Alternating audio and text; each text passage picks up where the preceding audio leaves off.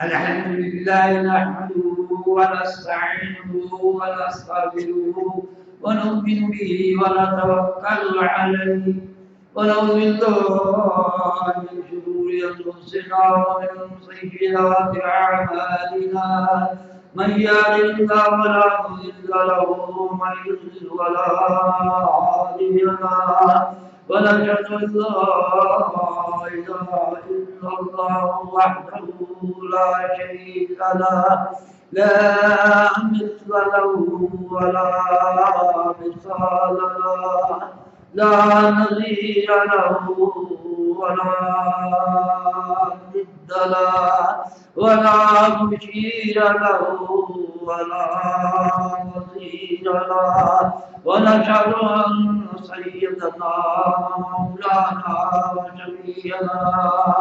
وشفيعنا محمدا عبده ورسوله أما بعد أعوذ بالله من الشيطان الرجيم بسم الله الرحمن الرحيم سبحان الذي أسرى بعبده ليلا من المسجد الحرام إلى المسجد الأقصى الذي باركنا حوله لنريه من آياتنا إنه هو السميع البصير صدق الله مولانا العظيم وصدق رسوله النبي الكريم ونحن على ذلك لمن الشاهدين والشاكرين والحمد لله رب العالمين. میرے محترم بزرگوں، دوستوں، عزیزوں، بھائیوں، السلام علیکم ورحمۃ اللہ وبرکاتہ. آج رجب کی 27 تاریخ ہے. آج کی نشست میں اس مختصر سے وقت میں ماہ رجب کا چوتھا مضمون میراج النبی صلی اللہ علیہ وسلم عرض کرنے کا ارادہ کر رہا ہوں. دعا فرمائے کہ اللہ پاک مجھے مال اپنے فضل و رحمت سے مال اپنی رضا کی خاطر بلا خوف خطر بلا حذر بلا حول ولا قوة احسن طریق پر بیان کرنے کی توفیق عطا فرما دے. وما توفیقی الا باللہ علیہ توکلت و الیہ انیب. حضرات محترم، معجزہ معراج اس کے دو حصے. نبی علیہ السلام نے جو سفر مسجد حرام سے لے کر مسجد اقصی تک کیا اس کو کہتے ہیں اسرا. اور نبی علیہ السلام نے جو سفر مسجد اقصی سے لے کر اللہ ماشاء اللہ تک کیا اس کو کہتے ہیں معجزہ معراج. سامعین محترم، جہاں تک اسراء کا تعلق ہے تو یہ قرآن مجید کی نص سے ثابت ہے. جو آیات میں نے پڑھی ہیں ان سے یہ ثابت ہو رہا ہے. لہذا اس کا انکار جو ہے وہ صریح کفر ہے. جو اس کا انکار کرے گا وہ کافر ہو جائے گا. دوسرا حصہ وہ جو ہے کہ مسجد اقصی سے لے کر ماشاء اللہ تک جہاں تک اللہ پاک نے چاہا اپنے پیغمبر کو لے گیا، یہ سورۃ النجم کے اندر مذکور ہے اور حدیث صحیحہ کے اندر مذکور ہے. اور وہ حدیثیں جو ہے تقریباً 30 صحابہ کرام رضوان اللہ تعالی علیہم سے مروی. لہذا اس دوسرے حصے کا انکار جو ہے وہ سراسر گمراہی ہے اور بدعت. سامعین محترم، کہ سورۃ النجم کے اندر جو دوسرا حصہ بیان کیا گیا ہے وَلَقَدْ رَأَوْا نَزْلَةً أُخْرَىٰ عِندَ سِدْرَةِ الْمُنتَهَىٰ، یعنی نبی علیہ السلام نے جبریل امین کو دوسری مرتبہ دیکھا. کہاں دیکھا؟ عند سدرۃ المنتہا، سدرۃ المنتہا کے پاس دیکھا. سامعین محترم، اب یا علامہ بہرانی لکھتے ہیں کہ نبی علیہ السلام نے اپنی حیات کے اندر جبریل امین کو 2 مرتبہ اصلی شکل و صورت کے اندر دیکھا. پہلی مرتبہ غار حرا کے بعد دیکھا اور دوسری مرتبہ سدرۃ المنتہا کے بعد دیکھا. مرتن فی السماء مرتن فی الارض. اور علامہ بہرانی رحمہ اللہ نے لکھا ہے کہ یہ کہ جبریل امین کو اصلی شکل صورت کے اندر دیکھنا یہ محمد رسول اللہ صلی اللہ علیہ وسلم درہ امتیاز ہے. یہ شرف کسی اور پیغمبر کو حاصل نہیں ہوا. کسی پیغمبر نے جبریل امین کو اپنی اصلی شکل صورت کے اندر سوائے محمد رسول اللہ کے کسی نے نہیں. سامعین محترم، اب آئیے اختصار کرتے ہوئے کہ معراج کی تاریخ اور زمانہ مختلف اقوال ہے.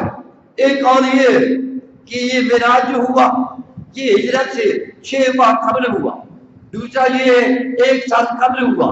تیسرا قول یہ 3 سال قبل ہوا. اور چوتھا قول یہ ہے کہ 5 سال قبل ہوا.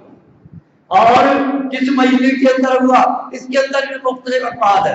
پہلا قول یہ ہے کہ ربیع الاول میں ہوا. دوسرا قول ہے 27 ربیع ثانی میں ہوا. تیسرا ہے کہ 27 رجب کو ہوا اور مشہور لوگوں نے یہی کر رکھا ہے 27 رجب والا. اور چوتھا قول ہے 27 رمضان کو ہوا. یہ تمام یہ اقوال مختلفہ نقل کرنے کے بعد مفسرین کرام نے اور محدثین کرام نے کوئی حتمی بات نہیں لکھی. کیوں چھوڑے؟ ہاں فرمایا یہ بات جو ہے متفق علیہ ہے کہ جو ہے معراج ہوا ہے یہ ہجرت سے پہلے ہوا. ہجرت سے پہلے ہوا ہے. سامعین محترم، اب آئیے کہ سبحان الذي اسرى بعبده ليلا من المسجد الحرام الى المسجد الاقصى. سبحان الذي پاک خدا. ہمارے شیخ القرآن مولانا غلام اللہ رحمت اللہ تعالی علیہ رحمتاً واسعۃ کاملۃ شاملۃ نور اللہ مرحبا وعاد اللہ مرحبا وغیرہ فرمایا کرتے تھے یہ سبحان تسبیح کے معنوں میں ہے. یہ فعل مقدر کا مفعول مطلق ہے اور تقدیر عبارت جو ہے سبحوا سبحان پاک جانو اس ذات کو جس طرح پاک جاننے کا حق ہے. الذی اسریٰ بعبدہ جو کہ لے گئی راتوں رات اپنے بندہ وقت کے حرام سے وقت سے اٹھاتا.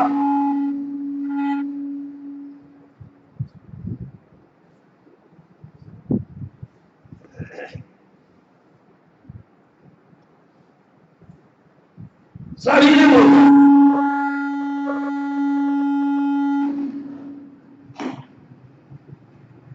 ابتدا ہو رہی ہے من لفظ سبحان اور سبحان ہے شان رحمان اور اس کے معنی ہے منزہ من العجزاء کہ پاک ہونا. جب تک پاک ہونے کا تعلق ہے تو ہر چیز کی پاکیزگی اس کے مناسب حال ہوتی ہے. زمین پاک نجاست سے، کپڑا پاک نجاست سے، زمین پاک سفارت سے اور دودھ پاک ملاوٹ سے، بیت اللہ پاک اصنام و اوثان سے، کتاب اللہ پاک شکوک و شبہات سے اور حزب اللہ پاک یعنی صحابہ کرام رضوان اللہ تعالی اجمعین حزب اللہ پاک تنقید و تنقید سے اور انبیاء پاک ذنوب و آثام سے، اللہ پاک شرکاء سے، اللہ پاک نصراء سے، اللہ پاک نظراء سے، اللہ پاک ندماء سے، اللہ پاک ظلماء سے، اللہ پاک قرناء سے، اللہ پاک اقرباء سے، اللہ پاک اطفاء سے، اللہ پاک خصاصت سے، اللہ پاک لباقت سے، اللہ پاک استقامت سے، اللہ پاک عز سے، اللہ پاک عذر سے، اللہ پاک استرار سے، اللہ پاک اقرار سے، اللہ پاک اصول سے، اللہ پاک غرور سے، اللہ پاک آباء و اجداد سے، اللہ پاک جرو اولاد سے. قل اللہ احد اللہ الصمد لم یلد ولم یولد ولم یکن له کفوا احد. اللہ پاک کے نہ باپ و اجداد ہیں اور نہ آگے جوڑو اولاد ہے، نہ کسی نے اس کو جنا نہ وہ کسی سے جنا کیا. لیسا کمثلہ شیء، اس کی ذات کی مانند کوئی چیز نہیں، لہذا ہم اللہ کی مثال کسی کے ساتھ نہیں دے سکتے۔ سامعین محترم، اب آئیے سبحان کا معنی اختصار کے ساتھ میں نے عرض کر دیا ہے، آگے بڑھا سبحان الذی اسریٰ، اسریٰ کا معنی ہے راتوں رات لے گیا، اس کا فاعل کون ہے؟ سبحان الذی، پاک ہے وہ ذات جو راتوں رات لے گئی بعبدہ، اپنے بندہ خاص کو من المسجد الحرام الی المسجد الاقصی۔ سامعین محترم، یہ معجزہ جو ہے یہ مستقل موضوع ہے، صرف رمز لگاتے ہوئے چند باتیں عرض کروں گا۔ اب یہ دیکھیے یہ معراج کیا ہے؟ معجزہ ہے، اور اس کا فاعل کون ہے؟ اللہ ہے۔ معجزے کا فاعل اللہ ہوتا ہے، پیغمبر نہیں ہوتا۔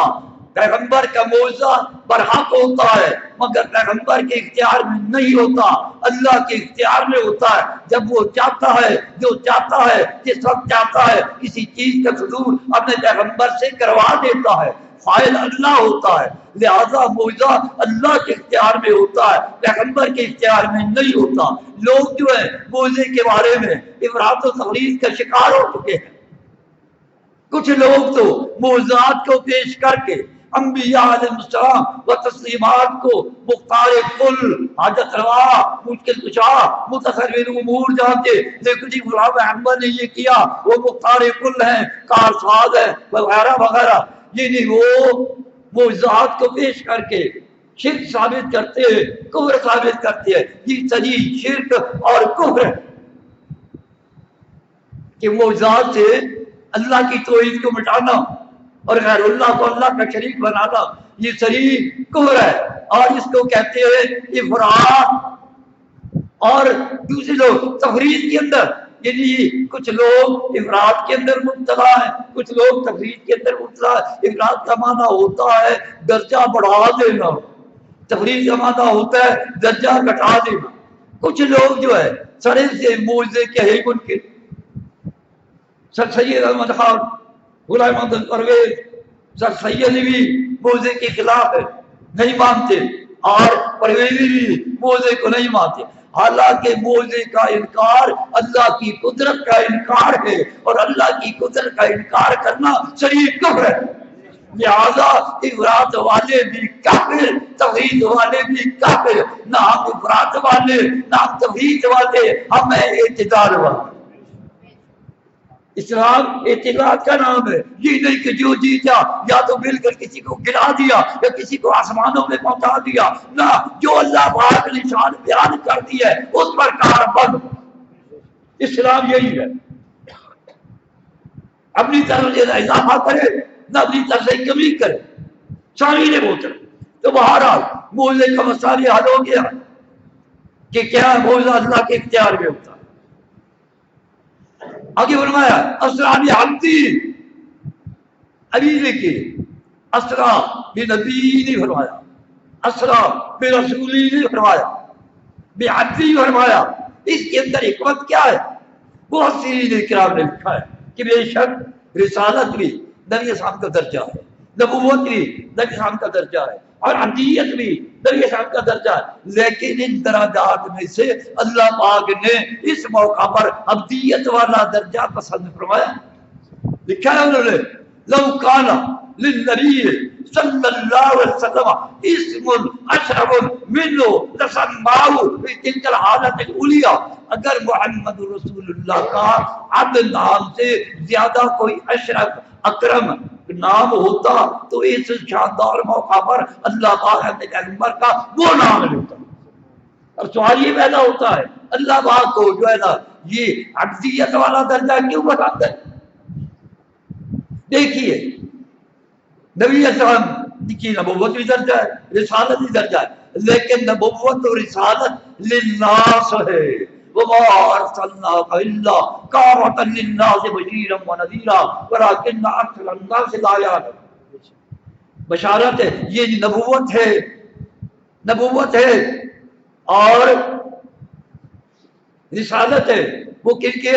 للناس ہے، للناس ہے، اور ابدیت جو ہے وہ للہ، قل ان صلاتی و نسکی و محیای و مماتی للہ رب العالمین.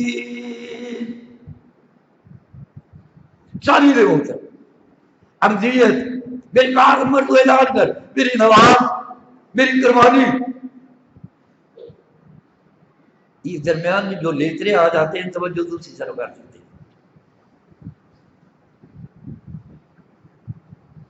یہ کوئی چندہ مانگنے والا چلا گیا، تقریر نہ سنو تو ایڈ ڈائی پہ آ جاؤں گا چندہ دے دو.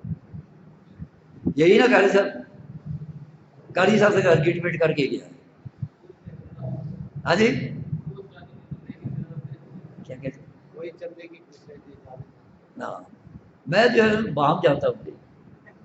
چلیے چلو عرض یہ کر رہا ہوں، قل ان صلاتی و نسکی و محیای و مماتی للہ رب العالمین. میرے پیغمبر کو اعلان کر، میری نماز، میری قربانی، میری زندگانی، میری موت للہ.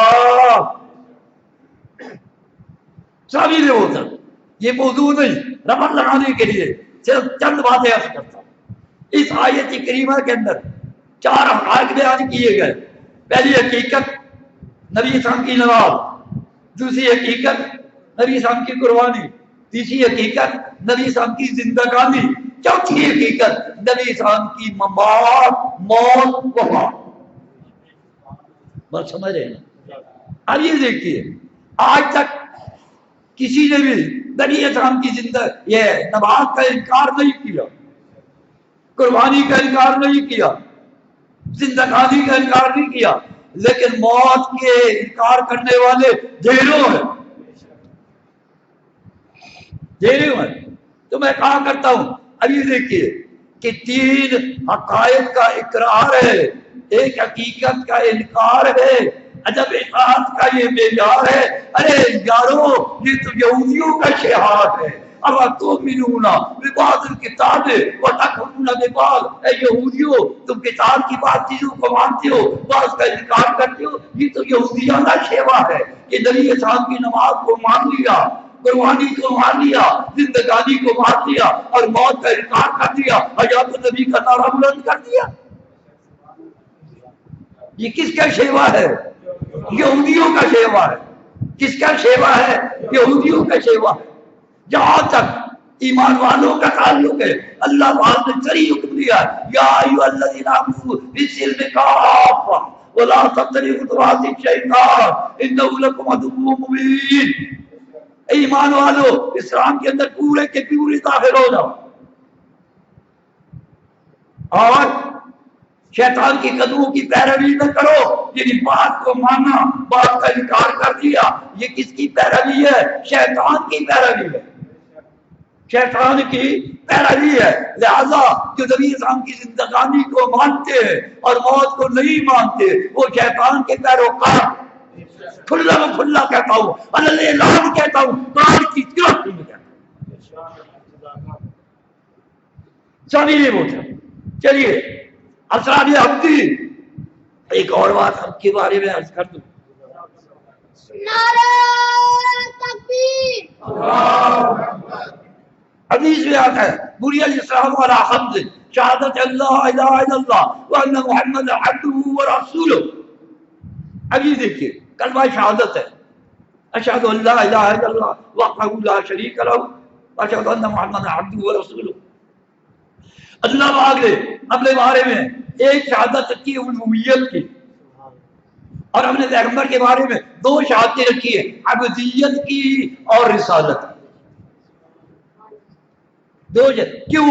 اللہ پاک عالم الغیب ہے، باکھانا ما یکون کو جاننے والا ہے. انہیں پتا تھا کہ شیطان کی بہکامی کے اندر آ کر میرے پیغمبر کی امتی کیا ہے، ان کا درجہ بڑھائیں گے، انہیں عبد نہیں مانیں گے، معبود بنا دیں گے، معبود بنا دیں گے. لہذا اللہ پاک نے اپنے لیے ایک گواہی رکھی ہے، ایک شہادت رکھی ہے الوہیت کی کہ اللہ کے بغیر کوئی الہ نہیں، اور اپنے پیغمبر کے بارے میں 2 گواہیاں رکھی ہے کہ عبدیت اور رسالت کی.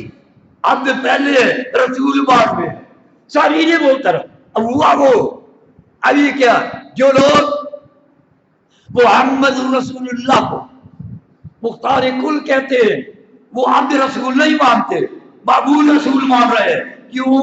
مختار کل ہونا یہ صفت الوہیت ہے، یہ صفت الوہیت ہے، اللہ کی صفت ہے۔ اور اسی طرح جو محمد رسول اللہ کو حاضر و ناظر کہہ رہے ہیں، وہ کیا کر رہے ہیں؟ وہ عبد رسول نہیں مان رہے، معبود رسول مان رہے ہیں۔ حاضر و ناظر ہونا میرے اللہ کا خاصہ ہے، پیغمبر علیہ السلام کا نہیں ہے۔ اور جو لوگ محمد رسول اللہ کو غیب دان مانتے ہیں، وہ کیا کرتے ہیں؟ وہ محمد رسول اللہ کو عبد رسول نہیں مان رہے بلکہ معبود رسول مان رہے ہیں، کیونکہ عالم الغیب ہونا، ماکانہ یکون کا عالم ہونا میرے اللہ کا خاصہ ہے، پیغمبر کا خاصہ نہیں ہے۔ لہذا یہ لوگ بے وجود باوجود کلمہ شہادت پڑھنے کے یہ کافر کے کافر نہیں چلے بات۔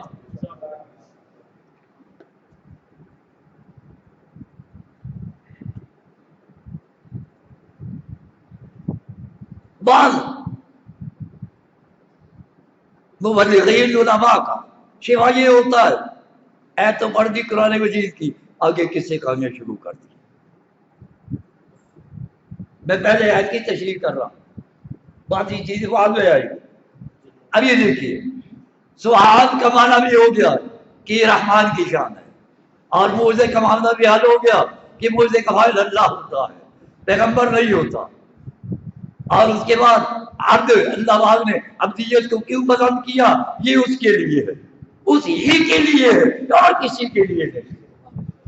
اور رسول ہونا نبوت لوگوں کے لیے۔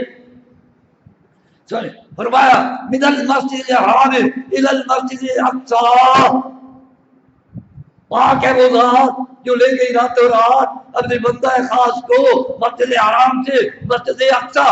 اب آ گیا حاضر و ناظر کا مسئلہ جو ہو گیا، واضح ہو گیا، چاٹے پاٹے رضائیوں کی رضائی گئی پھٹ۔ جب محمد الرسول اللہ مسجد حرام کے اندر تھے، مسجد اقصی نہیں تھے۔ جب مسجد اقصی پہنچے، مسجد حرام کے اندر نہ رہے۔ حاضر و ناظر کا مسئلہ ہو گیا واضح، چاٹے پاٹے رضائیوں کی رضائی گئی پھٹ۔ دیکھ لو، پھٹی نظر آئے گی، کسی کو شک ہے تو وہ دیکھ لے، مگر یا تو صوفی بن جاتے ہیں، پھٹی ہوئی ہے نا، نظر آتی ہے پھٹی، سبھی لے ہوتے ہیں۔ ابھی دیکھیے، ما یکون من نجوی ثلاثۃ الا هو رابعهم ولا خمسۃ الا هو سادسهم ولا ادنى من ذلك ولا اکثر الا ما هو معهم اينما كانوا۔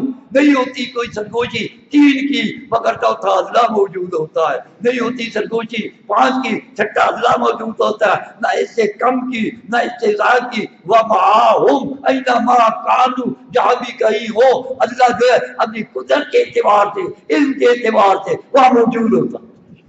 تو حاضر و ناظر ہونا کہ خاصہ کس کا ہے؟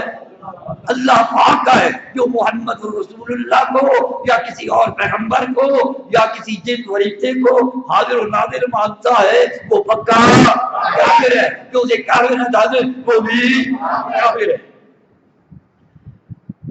اللہ نے بارک لا حولہ، یہ بیت المقدس مسجد اقصی کا کہ گرد و نواح کو ہم نے بابرکت بنایا، مبارک بنایا چاندی میں وہ طرف۔ اب یہ دیکھیے وہ علاقہ جو ہے، اس علاقے کے اندر برکات حسیہ بھی موجود ہے، برکات معنویہ بھی موجود ہے۔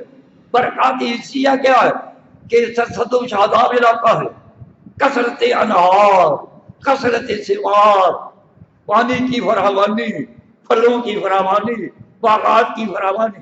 اور برکات معنویہ کیا کہ وہ علاقہ انبیاء کا مسکن رہ چکا ہے، وہ علاقہ انبیاء کا مدفن ہے، وہاں انبیاء مدفون ہے، دفن کیے گئے ہیں۔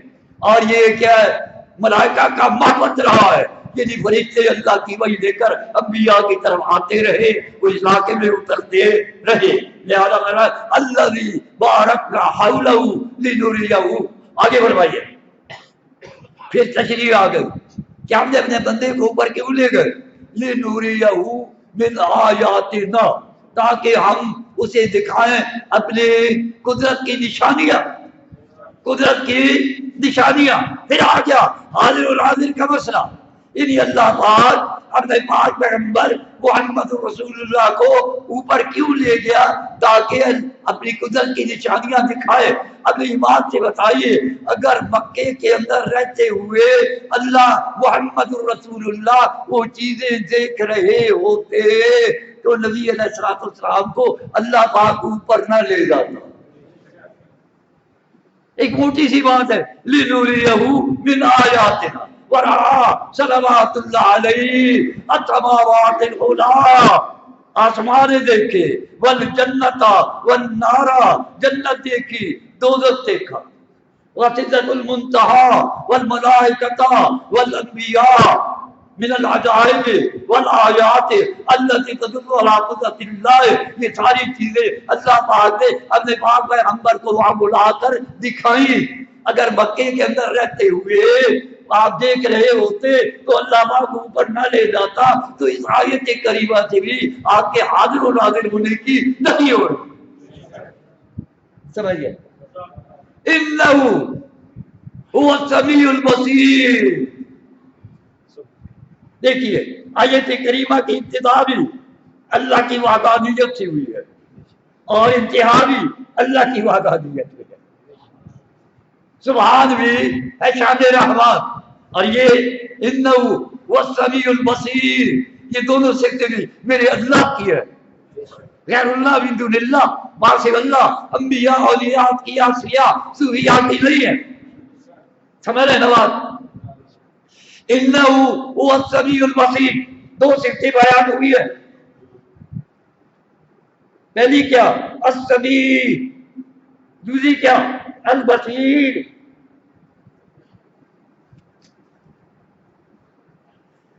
ہمارے شیخ رحمہ اللہ اس کا ترجمہ کیا سمیع لکل شیء، سمیع لکل شیء بصیر بکل شیء. یعنی اللہ پاک ہر ایک کی سننے والا ہے، ہر بولی کے اندر سننے والا ہے، ہر جگہ سے سننے والا اور ہر چیز کو دیکھنے والا ہے. یہ دونوں خواص، دونوں خاصے، دونوں صفتے میرے اللہ ہی کی ہے. اور اثر کے ساتھ اس کو بیان کیا ہے انہ عرض تاکید ہے. بے شک there is no doubt. It is quite manifest. It is quite evident. آگے فرمایا هو السمیع البصیر، ہوا ضمیر فصل ہے، ہوا ضمیر فصل ہے. یہ دیکھیے اتنا بھی جو آتا ہے یہ بھی حصر کے لیے آتا ہے، تاکید کے لیے آتا ہے، زور کے لیے آتا ہے، اسٹریس کے لیے آتا ہے، ایمفیسائز کے لیے آتا ہے. اور ضمیر فصل آ جائے تو وہ بھی تاکید کے لیے آتی ہے. اور آگے تیسرا کرینہ کیا ہے؟ السمیع، یعنی خبر جو ہے، السمیع خبر ہے، البصیر خبر ہے، معرب باللام ہے، سمیع نہیں بصیر نہیں، السمیع البصیر. علم کے لیے اشارہ کر دیا ہے، جو بات بھی یاد رکھ سکتے ہیں رکھ. اب یہ دیکھیے یہ سارے قرائن اثر کے. فرمایا بے شک اللہ پاک ہی سمیع اور بصیر ہے، ہر ایک کی سننے والا، ہر بولی کے اندر سننے والا، ہر جگہ سے سننے والا، تہ خانے سے سننے والا، بالا خانے سے سننے والا، مکان سے سننے والا، دکان سے سننے والا، ایوان سے سننے والا اللہ پاک ہی ہے. اور ہر چیز کو دیکھنے والا بھی اللہ پاک ہی ہے. اب جو شخص کسیوا شخص اللہ کی دونوں صفتوں کے اندر یا دونوں میں سے ایک صفت کے اندر غیر اللہ من دون اللہ باسو اللہ کو شریک گردانتا ہے وہ پکا مشرک ہے، پکا کافر ہے. اس کو مشرک نہ کہنے والا اور کافر نہ کہنے والا بھی مشرک اور کافر ہے.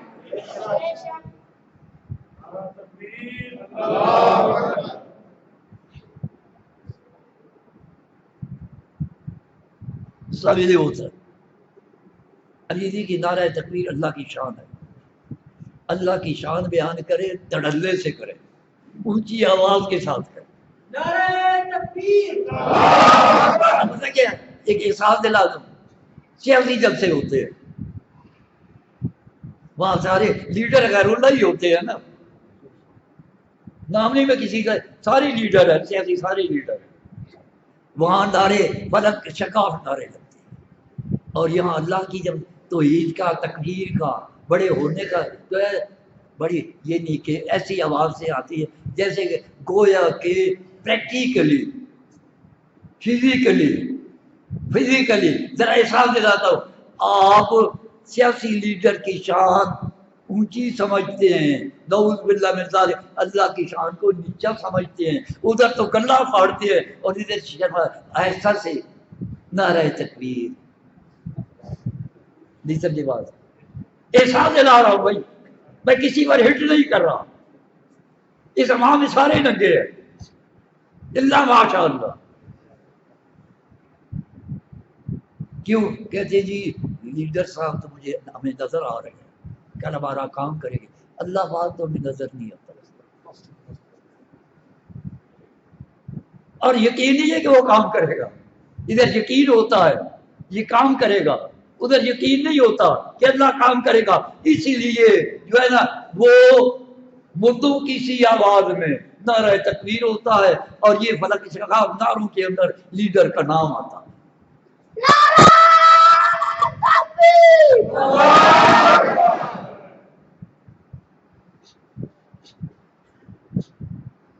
سارے نے ہوتا ہے، تو میں آج یہ کر رہا تھا، اور یہ دیکھیے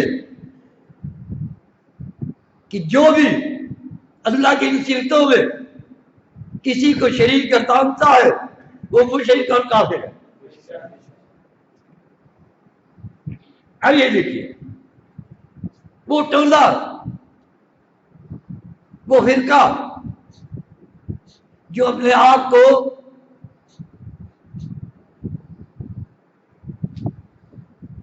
اکیلا موحد کہتا ہے، اکیلا موحد کہتا ہے، ہم بھی موحد ہیں باقی تو سارے مشرک،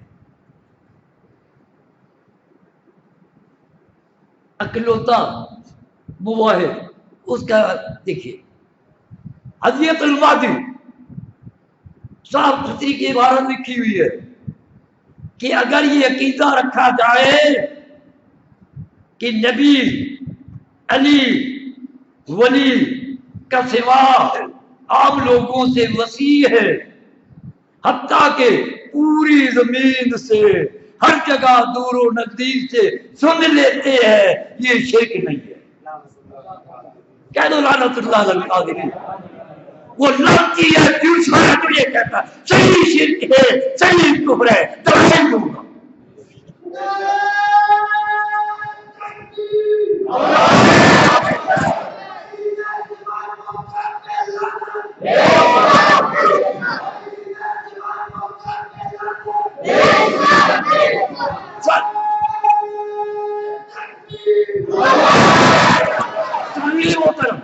میں بڑے محتاط طریقے سے رکھے لگاتا ہوں، اس عقیدے والا خود رائی کافر اور مشرک، اس عقیدے والا اگر کسی کا نہیں، جس کا ہے یہ عقیدہ یہ وہ مشرک اور کافر بھی سمجھے بات۔ اور پھر دوسری شرک اس عقیدے کے ماتا یا رسول اللہ پکارا جائے، یا علی پکارا جائے، یا خوف پکارا جائے، تو شرک نہیں ہے، کہتے لعنت اللہ علی القادرین، ساری نہیں ہوتا، یہ ایک مستقل موضوع ہے، صرف جو ہے نا چند چیزیں عرض کرنے کے بعد آگے چلوں گا، ساری نہیں ہوتا۔ وَمَنْ أَضَلُّ مِمَّن يَدْعُو مِن دُونِ اللَّهِ، سورۃ الاحقاف، وَمَنْ أَضَلُّ مِمَّن يَدْعُو مِن دُونِ اللَّهِ، اس سے بڑا گمراہ کون ہے جو غیر اللہ کو پکارتا ہے؟ اس کے اندر وہ دوسری ان کی شرک کہ یا رسول اللہ پکارا جائے، یا علی پکارا جائے، یا غوث پکارا جائے، تو یہ شرک نہیں ہے۔ اللہ کہتا ہے وَمَنْ أَضَلُّ مِمَّن يَدْعُو مِن دُونِ اللَّهِ، نبی بھی من دون اللہ ہے، حضرت علی بھی من دون اللہ ہے، پیران پیر بھی من دون اللہ ہے، وہ کہتی ہے ان کو بخارات ہے، ماں باپ الاسباب، یہ شرک اور کفر نہیں ہے۔ میں قرآن کہتا ہے صحیح شرک اور کفر ہے۔ ومن اضل سپرلیٹن ڈگری، اس سے بڑا گمراہ کوئی نہیں، اس سے بڑا گمراہ کوئی نہیں۔ یعنی یہ سب سے بڑا گمراہ ہے، غیر اللہ کو پکارنے والا سب سے بڑا گمراہ ہے، غیر اللہ کو پکارنے والا سب سے بڑا گمراہ ہے، اور اس لیے یا رسول اللہ کہنے والا سب سے بڑا گمراہ ہے، یا علی کہنے والا سب سے بڑا گمراہ ہے، اور یا فلانے پیر کے وظیفے پڑھنے والا بڑا گمراہ ہے۔ نہیں سمجھے؟ بے شک یہ بات صرف مخصوص آدمی سے آتی ہے، باقی سارے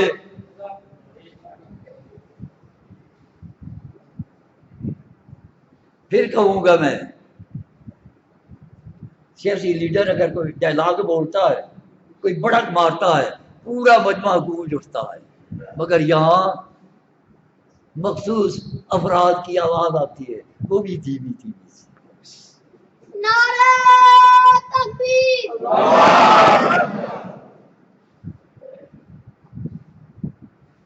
یہ بچہ آپ کو گائیڈ کر رہا ہے، حالانکہ بڑوں کا کام ہوتا ہے چھوٹوں کو گائیڈ کرنا۔ نہیں سمجھے بات؟ سبھی نے ہوتا تو میں آج یہ کر رہا تھا، وَمَنْ أَضَلُّ مِمَّن يَدْعُو مِن دُونِ اللَّهِ، کون ہے بڑا گمراہ؟ اس شخص سے جو غیر اللہ کو پکارتا ہے، مَن لَا يَسْتَجِيبُ لَهُ، جس کو وہ پکار رہا ہے، نبی، علی، ولی، جسے وہ پکار رہا ہے، مَن لَا يَسْتَجِيبُ لَهُ إِلَى يَوْمِ الْقِيَامَةِ، وہ قیامت تک اس کی استجابت نہیں کر سکتے، اجابت نہیں کر سکتے، حاجت روائی نہیں کر سکتے، مشکل کشائی نہیں کر سکتے، بیڑا پار نہیں لگا سکتے، بیڑا غرق نہیں کر سکتے، بگڑی نہیں بنا سکتے۔ کون کہہ رہا ہے؟ کون کہہ رہا ہے؟ اس کے اندر جو شک کرے گا وہ پکا کافر ہے۔ نعرہ تکبیر، الہ یوم القیامہ، یہ نہیں، آج نہیں، کل نہیں، پھر روزے کے بعد، چلنے کے بعد، سمائی کے بعد، ششمائی کے بعد، سال کے بعد، یا رائے ونڈ کے اجتماع میں، یا شب جمعہ کو مسجد زکریا، الہ یوم القیامہ نہیں کر سکتا۔ بھائی فرمایا اجابت کرنا تو درکنار، اجابت حاجت روائی مشکل کو جو پہلی سیڑھی ہے وہی محمود ہے، وَهُمْ عَنْ دُعَائِهِمْ غَافِلُونَ، پکارنے والوں کی پکار سے یہ اللہ والے ہیں بے خبر، کوئی نہیں سنتے انہیں کون پکار رہا ہے۔ قرآن سچا یا حدیث المادی کا مصنف سچا؟ قرآن سچا ہے، حدیث المادی کا مصنف جھوٹا ہے، دجال ہے، دجال ہے، میرجال ہے، سنسار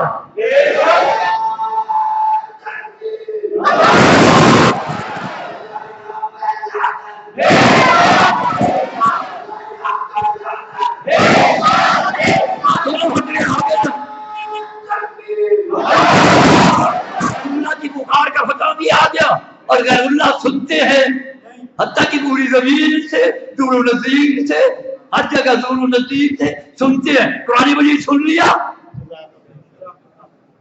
حدیث المادی کا مصنف سچا یا قرآن کا مصنف، قرآن اتارنے والا؟ بولو، میں نے کسی کو گالی دی ہے؟ قرآن میں آج دیا۔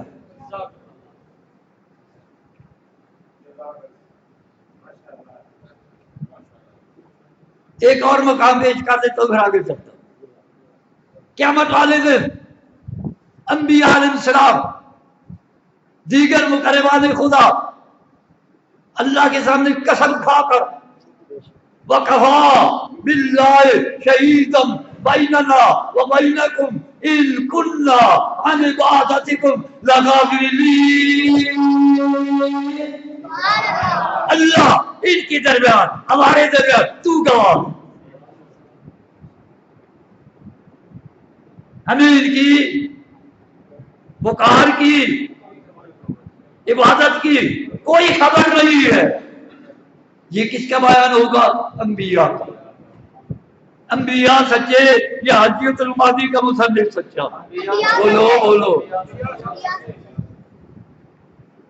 اللہ کو بھی جھٹلا دیا, قرآن کو بھی جھٹلا دیا, انبیاء کے بیان کو بھی جھٹلا دیا. جو کہتے مردے سنتے ہیں وہ اللہ کی بھی تکذیب کرتے ہیں, انبیاء کی بھی تکذیب کرتے ہیں, قرآن کی بھی تکذیب کرتے ہیں. یہ معمولی مسئلہ نہیں. تم اسے معمولی بات سمجھتے ہو, حالانکہ یہ ایمان اور توحید کی بات ہے. نیچے بات سبھی نے ہوتا تو وہ انه سمیع البصیر. سبھی نے آئیے اختصار کرتے ہوئے آیات کا ترجمہ تشریح اختصار کے ساتھ میں نے عرض کر دیا. آگے چلیے. بڑی بڑی سازشیں چلتی ہیں حق کے خلاف. یہ سازش چلائی گئی اور جی یہ معراج جو تھا جسمانی نہیں تھا, روحانی تھا. پھر یکتا نہیں تھا, پھر منام تھا, بیداری میں نہیں تھا, خواب میں تھا. ساری نے وہ طرف یاد رکھ لیجیے. یہ معراج جسمانی تھا, روحانی نہیں تھا. پھر یکتا تھا, پھر منام نہیں تھا, بیداری کی حالت کے اندر تھا, نیند اور خواب کی حالت کے اندر نہیں تھا. ساری نے وہ طرف اختصار کرتے ہوئے پہلی دلیل سبحان کے اندر موجود ہے. لفظ سبحان کے اندر موجود ہے. توجہ ہے. اب یہ دیکھیے لفظ سبحان کسی عجیب اور عظیم الشان امر کے لیے استعمال ہوتا ہے. کوئی آپ ایسی چیز دیکھتے کہتے سبحان اللہ سبحان اللہ سبحان اللہ. یعنی لفظ سبحان کسی عجیب اور عظیم الشان امر کے لیے استعمال ہوتا ہے. اگر یہ معراج جسمانی ہوتا, جسمانی نہ ہوتا, روحانی ہوتا تو اس کے اندر کوئی عجیب بات نہیں تھی اور کوئی عظیم بات نہیں تھی, کیونکہ خواب تو ہر مسلمان بلکہ ہر انسان دیکھ سکتا ہے. میں خواب میں نے دیکھا, میں آسمانوں میں گیا, میں نے یہ دیکھا, میں نے وہ دیکھا. یہ بات لفظ سبحان بتا رہا ہے یہ جسمانی تھا, روحانی نہیں تھا. اور دوسری دلیل لفظ عبد کے اندر موجود ہے. سبحان الذی اسری بعبدہ عبد کے اندر موجود ہے. سمجھ لیجیے عبد صرف روح کو نہیں کہتے, روح و جسم کے مجموعے کو عبد کہتے ہیں. عبد روح و جسم کے مجموعے کو کہتے ہیں عبد. جس طرح سورۃ شعراء کے اندر وَأَوْحَيْنَا إِلَىٰ مُوسَىٰ أَنْ أَسْرِ بِعِبَادِي إِنَّكُمْ مُتَّبَعُونَ. راتوں رات اے موسیٰ میرے بندوں کو لے کر چل دے, تمہارا پیچھا کیا جائے گا. موسیٰ علیہ السلام بنی اسرائیلیوں کی روحوں کو لے کر چلے تھے, بنی اسرائیلیوں کو لے کر چلے تھے, جسم روح اکٹھے تھے انہیں لے کر چلے تھے. تو حد کا استعمال کہاں ہوتا ہے؟ صرف روح پر نہیں ہوتا, روح مد جسد ہوتا ہے. لہذا لفظ عبد بتا رہا ہے یہ معراج روحانی نہیں تھا, جسمانی تھا. تیسری چیز تکذیب مشرکی. جب نبی اکرم نے یہ معجزہ بیان کیا انہوں نے تکذیب کی. اگر یہ معجزہ روحانی ہوتا, جسمانی نہ ہوتا, تکذیب کا کوئی جواز نہیں تھا. کیوں؟ خواب تو کوئی شخص بھی دیکھ سکتا. اور نبی صاحب کہہ دیتے کہ بھائی میں کوئی جو ہے نا بیداری کی بات نہیں کر رہا, میں تو خواب بیان کر رہا ہوں, لہذا تکذیب نہ ہوتی. ان کی تکذیب کا کرنا اس بات کا ثبوت ہے کہ یہ معجزہ جسمانی تھا اور نبی صاحب نے یہی بیان کیا. پھر انہوں نے امتحاناً پوچھا اچھا آپ کہتے ہیں ہم بیت المقدس سے ہو کر آئے ہیں، ہم بھی جاتے رہتے ہیں، کئی بار فرار کر چکے ہیں، تو مسجد کے دروازے بتاؤ، کھڑکی بتاؤ، روشن دان بتاؤ، یہ بتاؤ وہ بتاؤ. بات سمجھ رہے ہیں؟ جب یہ سوال ہوئے بخاری شریف کی حدیث لم اثبتها، میں ان چیزوں کو یاد نہ رکھتا تھا، یا نبی صلی اللہ علیہ وسلم نے اپنے آپ سے غیر دانی حاضر و ناظر ہونے کی نفی کر دی. لم اثبتها، میں ان چیزوں کو یاد نہیں رکھتا تھا، فقرت قربا وقرت مثلہ، لہذا ان کے سوالات کرنے کی وجہ سے میں اس قدر پریشان ہوا، کبھی بھی زندگی میں اتنا پریشان نہیں ہوا. یا پھر اللہ کی توحید کا ٹچ دے دوں، توجہ ہے؟ مگر عام لوگوں کے جسے لوگوں نے نا فضائل اعمال والے بتا دیے، بنا دیے، قرآن والے ذہن نہیں لے رہے، حدیث والے ذہن نہیں لے رہے، ساری نے بوتا. اب یہ دیکھیے میرے سامنے ہے وقربت قربا وقربت مثلہ، میں اس قدر پریشان ہوا، ایسی پریشانی کبھی نہیں ہوئی تھی. اب میں آپ سے پوچھتا ہوں، پریشان جو شخصیت پریشان ہو جائے وہ مختار کل حاجت روا مشکل کشا نہیں. جو شخصیت ہر مشکل میں پڑ جائے وہ کسی کی مشکل کشا نہیں ہوتی.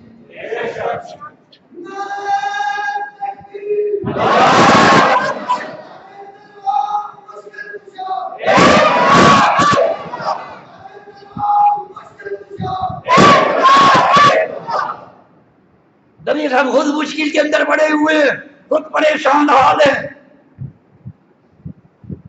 آخر نبی صاحب کی مشکل کس نے حل کی؟ وَرَوَعَ اللَّهُ لِي وَجَلَّ اللَّهُ لِي الْمُقَدَّسِ، جب میں پریشان ہوا اللہ پاک نے بیت المقدس میرے سامنے کر دیا. اب میں دیکھ رہا تھا ان کو، وہ سوال کر رہے تھے، میں دیکھ کر جواب دے رہا تھا. تو نبی اسلام کا مشکل کشا کون ہوا؟ مشکل کشا ہوا اگر دلیل ہوئے لعنت اللہ علی الکاذبین.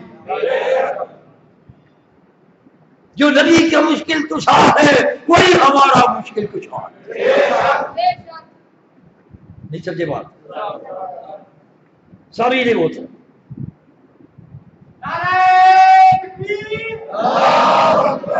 تو اگر یہ معراج روحانی ہوتا، جسمانی نہ ہوتا تو یہ آپ کہہ دیتے بھائی میں تو خواب کی بات کر رہا ہوں، کیوں پوچھتے ہو مجھ سے؟ معاملہ یہ ختم ہو جاتا. سبھی نے وہ کیا.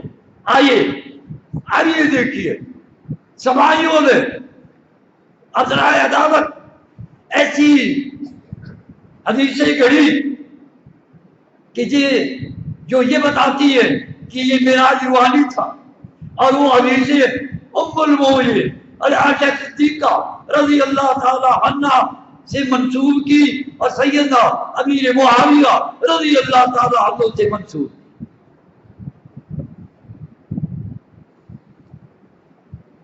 یہ حال ہی میں سنا تھا فرنگ ایران جو ہے اس کی دیواروں کے اوپر جو ہے سیدنا امیر معاویہ رضی اللہ تعالی عنہ کے بارے میں گالیاں کی.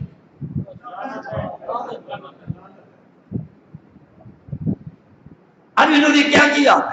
یہ منصوبہ بنایا، وہ جو آ گئے یہ حدیثیں گھڑ کر ان کی ذمہ لگا دی ام المومنین عائشہ صدیقہ اور سیدنا علی معاویہ رضی اللہ تعالی عنہ سے. اب انہی اور ہند الواقعین یہ ان روایات کی کوئی حیثیت ہے لا نجم لہو ولا اثرت لہو، دیسلش ہے فاؤنڈلیس. انہی روایات کی بنا پر سب سید احمد خان نے، غلام محمد پرویز نے نبی اسلام کی جسمانی معراج کا انکار کیا اور روحانی کی رٹ لگا دی. یوں گمراہی پھیلتی ہے، یوں گمراہی پھیلتی ہے. اور انہی روایات کی برابر مرزائیوں نے مرزا غلام احمد قادیانی کے روحانی معراج کے گیت گانے شروع کر دیے. انہوں نے وہ فائدہ اٹھایا، انہوں نے یہ فائدہ اٹھایا، ادھر بھی آلے باطل ہے ادھر بھی آلے باطل ہے، دونوں نے صرف فائدہ اٹھایا۔ ماشاء اللہ ماشاء اللہ، سمجھے نہیں بات، سمجھے وہ تھا۔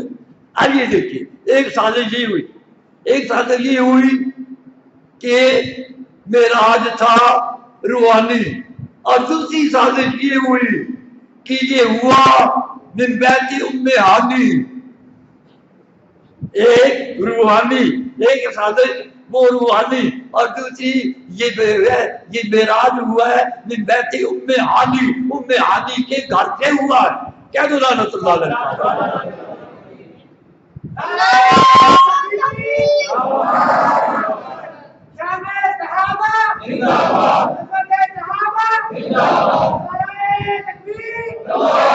سامعین محترم، ہم لوگ روایت پرست بن چکے ہیں، قرآن مجید کی نصرت آ رہی ہے، سبحان الذی اسری بعبدہ من المسجد الحرام الى المسجد الاقصی، قرآن مجید کہہ رہا ہے مسجد حرام سے معراج ہوا، قرآن مجید کہہ رہا ہے مسجد حرام سے معراج ہوا۔ حدیث کہتی ہے انا بالوحی، انا بالوحی، میں بیت اللہ کے اندر تھا، انا بالعقیم، میں عقیم کے اندر تھا، انا بالحجر، میں حجر کے اندر تھا، عقیم اور حجر بیت اللہ کے سے۔ حدیث صحیحہ قرآن مجید کی نقش بتا رہی ہے یہ معراج کہاں سے ہوا؟ مسجد حرام سے ہوا، مسجد حرام سے ہوا، بیت اللہ سے ہوا، لیکن یہ کہتے ام ہانی کے گھر سے ہوا۔ انہوں نے قرآن مجید کی نقش کو بھی ٹھکرا دیا، حدیث صحیحہ کو ٹھکرا دیا، اور مصنف ابی یعلا کی یہ روایت کو لے لیا جس کی راویہ ام ہانی ہے، جو کہ روایت لغویات کا مجموعہ ہے۔ اس روایت کا خلاصہ کرتا ہوں، پھر اس کے جو ہے تبصرہ کروں گا، اس کا آپریشن کروں گا۔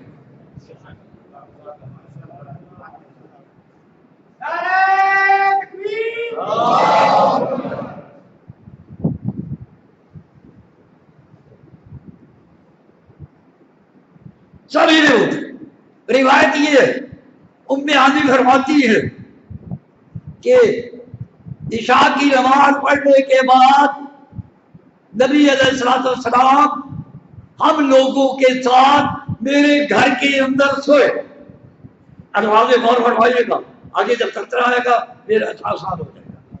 سوئے، رات کو میری آنکھ کھلی، میں نے ان کو بستر پہ نہ پایا، عداوت قریش کی وجہ سے دل کے اندر طرح طرح کی بدگمانیاں پیدا ہوئی، رات نیند نہیں آئی، حتیٰ کہ صبح نبی صاحب تشریف لائے اور انہوں نے آ کر واقعہ معراج بیان کیا اور فرمانے لگے کہ میں جا کر قریشیوں کو بتاتا ہوں، میں نے ان کا دامن پکڑ لیا اور میں نے کہا للہ آپ مت جائیے، انہیں مت بتائیے، وہ آپ کی تکذیب کریں گے اور آپ پر حملہ آور ہوں گے۔ انہوں نے نہ مانا اور اب دامن جھٹک کر چلے گئے۔ یہ ہے اس کا متن، سبجیکٹ، اس حدیث کا متن سبجیکٹ یہ۔ اب آئیے لغویہ نمبر 1، اب یہ دیکھیے نماز پنجگانہ عین معراج کی شب کو فرض ہوئی ہے، یاد ہے نا؟ نماز پنجگانہ عین معراج کی شب کو فرض ہوئی ہے، تو یہ دیکھیں نمازوں کی فرضیت سے پہلے عشاء کی نماز کس کھاتے میں پڑھی گئی؟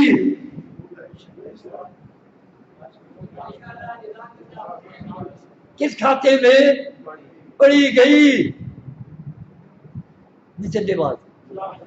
اور پھر دوسری بات کہ یہ ام ہانی کبھی مان لائی یوم مکہ کو، اس وقت جب یہ روایت کر رہی ہے یہ مشرکہ تھی، غیر مومنہ تھی. نبی علیہ السلام کا ایک کافرہ غیر مومنہ مشرکہ کے گھر نماز پڑھنا اور وہاں سننا سمجھ سے بالا ہے. معلوم ہوا دال میں کچھ کالا کالا ہے. سب بکواسات ہیں, کوئی حقیقت نہیں. سمجھ رہے ہیں کہ نہیں سمجھ رہے؟ سمجھ رہے ہیں نا؟ ارے یہ جو کہا ام علی نے کہ ہم لوگوں کے ساتھ میرے گھر کے اندر سوئے, اگر ہم لوگوں سے ام علی کی مراد ام علی کا خامد ہے تو وہ کیا, وہ تو نبی اسلام کا جانی دشمن تھا. فتح مکہ کے بعد وہ نجران بھاگ گیا تھا اور وہاں عیسائی ہو کر مردار ہوا, مر گیا. نبی علیہ السلام کا اپنے جانی دشمن کے گھر اس کی موجودگی کے اندر سونا کیا معنی رکھتا ہے؟ اللہ پاک نے آپ کو دل و دماغ دیے ہے, ذہن دیا ہے, سوچئے. اور اگر یہ کہا جائے کہ اس کی عدم موجودگی میں سوئے, یعنی ام علی کا خامد حبیرہ یا عبیرہ جس کا نام ہے وہ نہیں تھا, عدم موجودگی میں سوئے, تو یہ نبی علیہ السلام پر ان کی عصمت پر ایک ترقی کا حملہ. غیر محرم عورت کی ہاں اللہ کا پیغمبر سوئے, کوئی عام شریف آدمی بھی اس چیز کو گوارا نہیں کرتا, سمجھتا ہے, گناہ سمجھتا ہے. کون تھکائے انبیاء کے شان کہ وہ یوں کہ نبی کی ذات پر حملہ کیا گیا, ان کی صورت کو مجروح کیا گیا, سوائی سازش ہے. سمجھ آئی بات کے لیے؟ آئی نا سمجھ؟ دوسری بات کہ نبی یہ سب ساری رات دوسرے گھر کے اندر کیسے سو سکتے تھے جبکہ آپ کے گھر دو کم سن بچیاں حضرت فاطمہ اور حضرت ام کلثوم ننھی ننھی بچیاں موجود تھیں. وہ کس کے حوالے تھے؟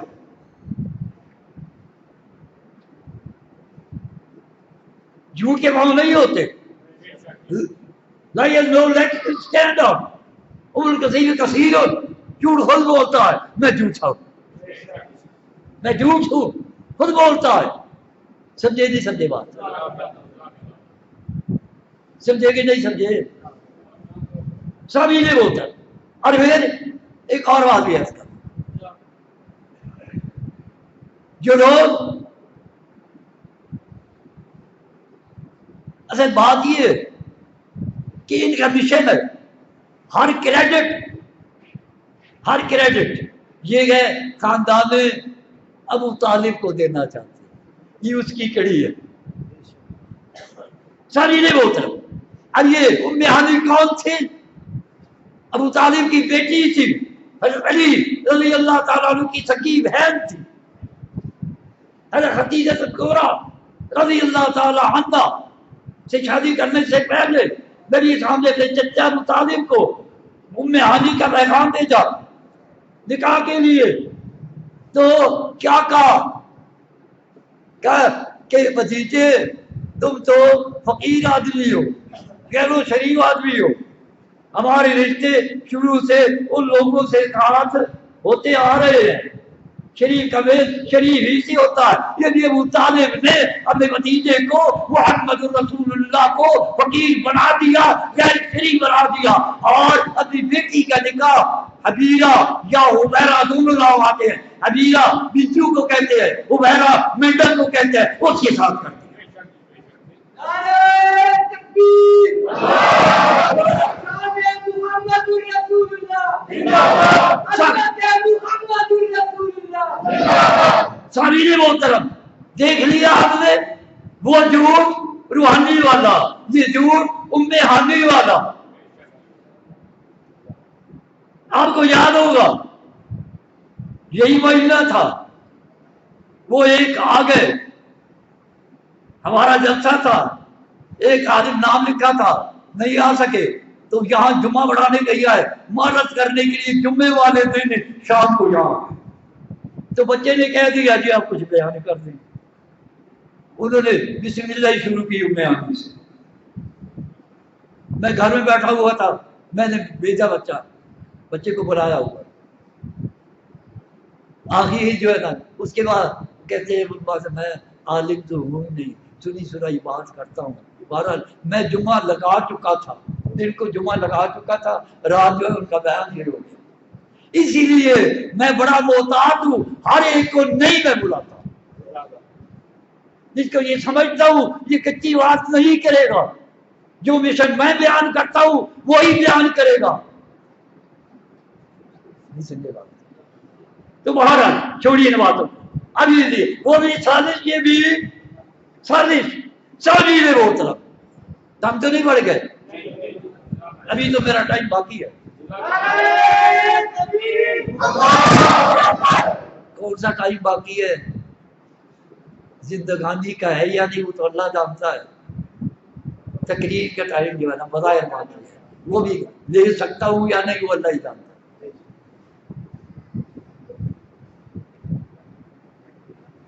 سب یہ نہیں بولتا، دوسرا یہ پروپیگنڈا کیا جاتا ہے، اجی دوران معراج نبی اسلام نے اللہ پاک کو دیکھا، آئیے بخاری شریف کی حدیث، ان مسروق قال قلت لعائشہ رضی اللہ تعالی عنہ یا بتاؤ هل رأى محمد صلی اللہ علیہ وسلم ربہ، اے میری اماں جان حضرت عائشہ میں ہماری اماں جان، کیا نبی علیہ السلام نے دوران معراج اپنے رب کو دیکھا؟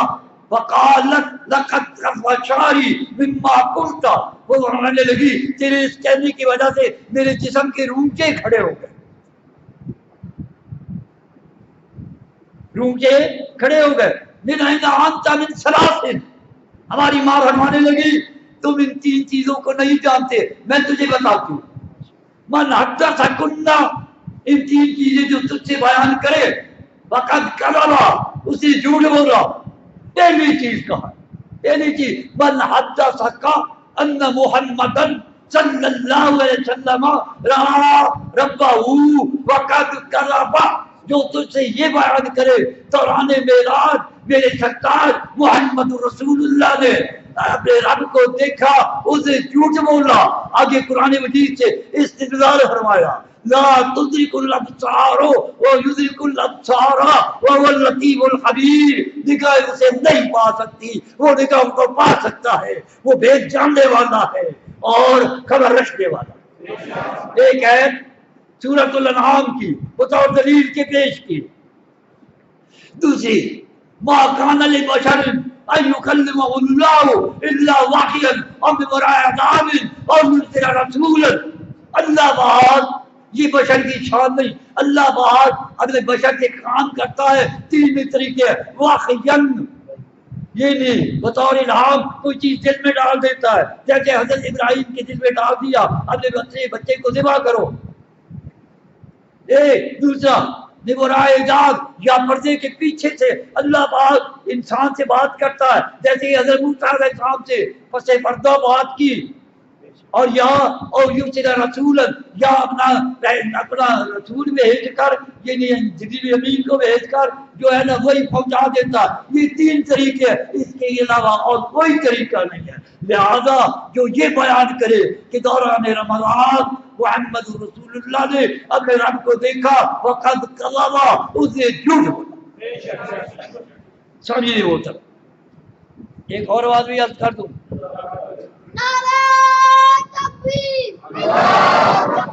ایک تو سن چکے، جب موسیٰ علیہ السلام کوئی دور بڑھ گئے، اللہ پاک نے ہم کلامی کا شرف بخشا، دل کے اندر خواہش پیدا ہوئی کہ اللہ پاک دیدار بھی کرا دیتے،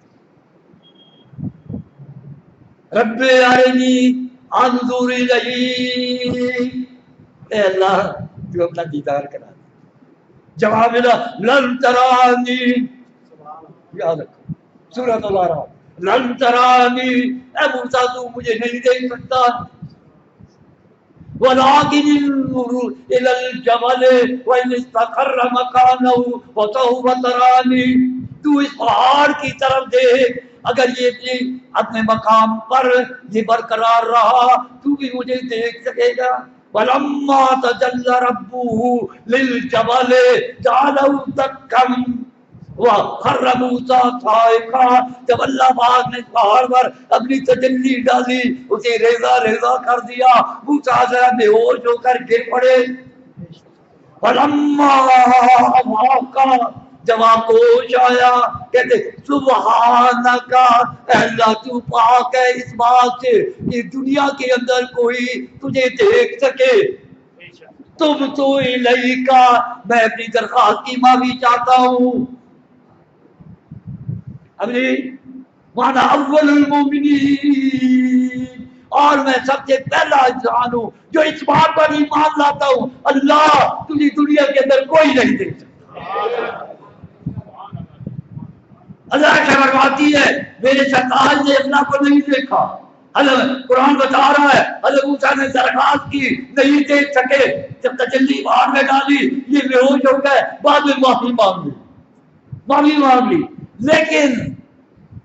لیکن افسوس کے ساتھ کہتا ہوں فضائل اعمال کا کردار جو کہ ایک مجنون ہے، پاگل ہے، وہ بیداری کی حالت میں ہر وقت رب کو دیکھتا ہے۔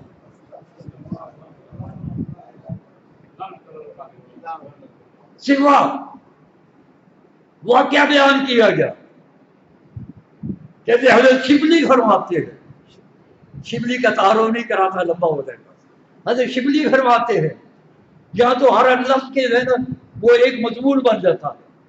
حضرت شبلی فرماتے ہیں میں نے ایک مجنون کو دیکھا، یعنی ان کے راوی کون ہے؟ شبلی جو مخموط الحواس تھا، اور اگلا دوسرا کردار ہے مجنون، وہ بھی مخموط الحواس تھا۔ اب تیسری بات میں نہیں کہتا، سمجھ والے کو سمجھ آئے۔ آجی ایک مجنون کو لڑکے جھیلے مار رہے، میں نے انہیں ڈرایا دھمکایا تو کہنے لگے کہ یہ کہتا ہے میں خدا کو دیکھتا ہوں۔ انہیں لڑکوں نے بھی محسوس کیا کہ یہ کہتا ہے میں خدا کو دیکھتا ہوں۔ اللہ پاک نے بچوں کو بھی وہ سچ دے رکھی تھی۔ اب دو واقعے تو سنے نا حدیث قرآن کا، تو میں اس کے نزدیک ہوا تو وہ کچھ کہہ رہا تھا، تو میں نے غور سے سنا تو وہ یہ کہہ رہا تھا اے اللہ تو نے اچھا کیا ان لڑکوں کو مجھے مسلط کر دیا۔ تو میں نے کہا بھائی یہ لڑکے تجھ پر تہمت لگا رہے ہیں، تو یہ دیکھتا تو کہتا ہے میں اللہ کو دیکھنے کا مدعی بنتا ہے، میں اللہ کو دیکھتا ہوں۔ وہ اسے چیخ ماری، کہنے لگا شبلی اس اللہ پاک کی قسم جس نے مجھے اپنی محبت میں شکستہ کر رکھا ہے اور اپنے قرب و بود میں جو ہے نا مجھے ہنسا رکھا ہے، اگر ایک سیکنڈ کے لیے بھی میں اسے نہ دیکھوں تو میں پھر آگے اندر ٹکڑے ٹکڑے ہو جاؤں۔ اس کے بعد وہ شیر پڑتا ہوا وہاں سے بھاگ کھڑا ہوا۔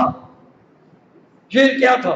خیالوں کا فی عینی و ذکروں کا فی غمی و فی قلبی این تقابو، یہ کہہ کے چلا گیا۔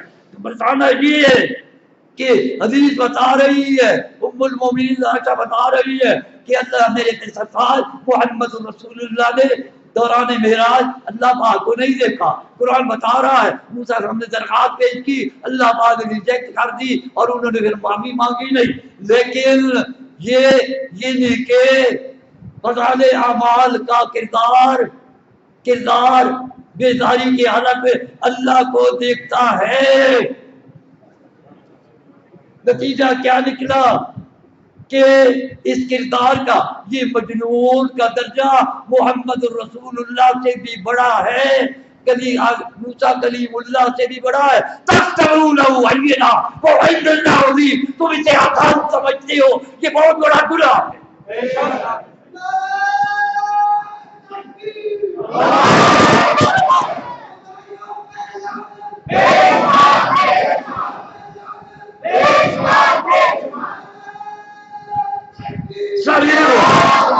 نتیجہ یہی نکلے گا نا، انہوں نے ایک مجنون کو ہے اللہ پاک ہر وقت دیکھتا ہے، محمد رسول اللہ نہ دیکھ سکے موسیٰ کلیم اللہ نہ دیکھ سکے، اس لیے دیکھ لیا تو معلوم ہوا اس مجنون کا درجہ محمد رسول اللہ سے بھی اعلیٰ ہے اور موسیٰ کلیم اللہ سے بھی اعلیٰ۔ یہ کفر ہے کہ نہیں؟ بولو درجہ بڑھایا کہ نہیں؟ کہہ اللہ کا مجنون کیا مقبوض الارواح کا درجہ بڑھایا، محمد رسول اللہ سے بڑھایا، موسیٰ کلیم اللہ سے بڑھایا۔ یہ کفر ہے یا نہیں؟ مجھے بتاؤ، اور کفر کس سے کہتے ہیں؟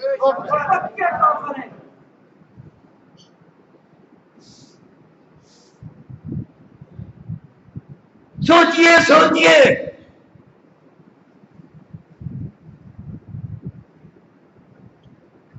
تصور عینا وعند اللہ عظیم۔ تم اسے یہ آسان سمجھتے ہو، معمولی بات سمجھتے ہو، یہ سے تو ایمان ضائع ہو جاتا ہے۔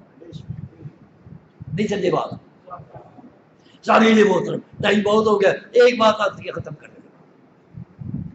سب خوش ہو گئے، کوئی نہیں بولا رہے۔